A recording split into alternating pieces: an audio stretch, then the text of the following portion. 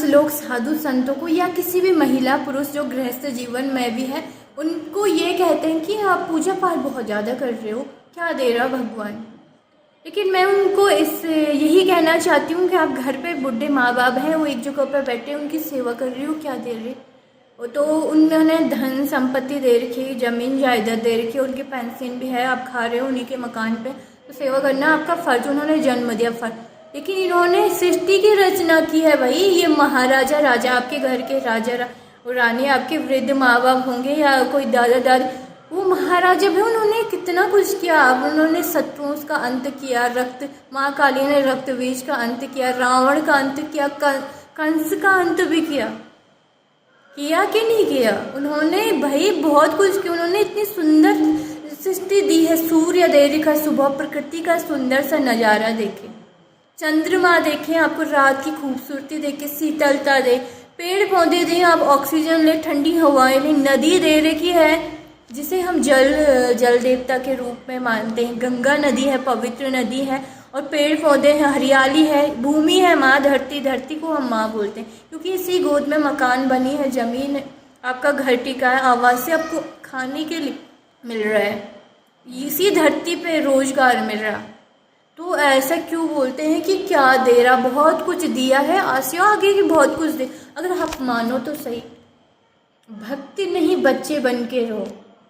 मैं हमेशा सोचती हूँ कि मुझे भक्त नहीं बनना, मुझे बच्चा बनना है, और मैं बच्चा बन के रहती हूँ और आदेशों का। और आप एक बार बच्चा बन के देखिए, आपको हर चीज़ अच्छी जगह, मतलब आपका मन शांत, अच्छा लगेगा, ऐसे लगेगा कि हमारे माँ बाप हैं, हमारे युग युगों के माँ बाप हैं, क्योंकि उनसे हमारा युग युगों से रिश्ता है। और जिनके साथ हम आ के ना धरती में, उनका पता नहीं अगले युग में उनसे क्या रिश्ता होगा, लेकिन उनका रिश्ता कभी टूटेगा, कभी बदलेगा नहीं हमारे लिए। वो है माँ बाप का, माता पिता का मानोगे ना वो, क्योंकि उन्होंने दुनिया बनाई भी, हमारे जो माँ बाप है ना, जिन्होंने हमें जन्म, जिसके साथ हम इस धरती में रह रहे हैं,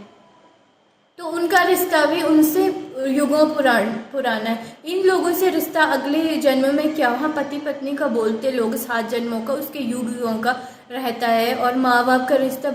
अगले साल किसी की कोख में अलग अलग कुछ ऐसा होता है, ये मेरे को पता है। लेकिन उनसे कभी रिश्ता बदलेगा नहीं, वो एक ही रिश्ता रहेगा, माँ परम पिता परमेश्वर का, परमात्मा का। माता पिता मानो या कुछ माता पिता मानना भी शेष, क्योंकि हम धरतीवासियों के सभी के प्रथम स्थान के माता पिता वही है। इसलिए भले लोग बोलते खून के रिश्ते श्रेष्ठ होते, नहीं, परमात्मा से अगर जैसे लगाव होगा ना, धरतीवासियों को भी उनसे सोचेगा हमारा कुछ ना कुछ नाता है, उसके नाते, उस परमात्मा के नाते इस धरती वालों से भी कुछ ना कुछ नाता रखिए। तो ऐसा नहीं होता है कि क्या दे रहा, बहुत कुछ दिया, आपके माँ बाप ने भी बहुत कुछ दिया, लेकिन उन्होंने हमें धरती दे के उन्होंने भी बहुत कुछ दिया है। अगर आप अपने माँ बाप समझोगे ना, तो वो एक क्षण कुछ क्षण दुख देगा ना, एक क्षण दुख आ जाता है, वो दुख ऐसा आ जाता कि सुख के मार्ग में, पूरी जिंदगी के मार्ग में जो कांटे हैं वो कांटे हट जाएंगे और सुख ही सुख आएगा। जिस प्रकार से बरसात में वर्षा होती है ना, तो हमें डर लगता है वर्षा क्यों हो रही, लेकिन धरती की सफाई के लिए और धरती के सौंदर्य के लिए, धरती की हरियाली के लिए, और वो हम उस सुंदरता को जब महसूस करोगे ना, धरती कितनी स्वस्थ दिखेगी। जरूरी है बहुत ज़्यादा, पूरी उम्र हरियाली रहती, पूरे साल हरियाली, उसके लिए वर्षा का आना, नदियों की सफाई के लिए ज़रूरी होता। उसी प्रकार से सिर्फ वर्षा तो हर साल आती रहे, पर दुख सिर्फ एक बार तबाही वाला दुख हर किसी के इंसान, क्योंकि वो इंसान भाग्यशाली, तबाही वाला दुख आ गया ना, एक महीने के लिए बहुत खतरनाक का दुख बोलते ना, नॉर्मल आता रहता, स्वास्थ्य गिरता उठता, सबका खतरनाक का झटका जो लगता ना, इसका मतलब हमारी मृत्यु, उसके बाद के रास्ते में भी जो कांटे हैं ना, वो कांटों को हटाने के लिए, वो कांटों और ज़िंदगी भर के फूल बिछाने में दुख आना जरूरी है।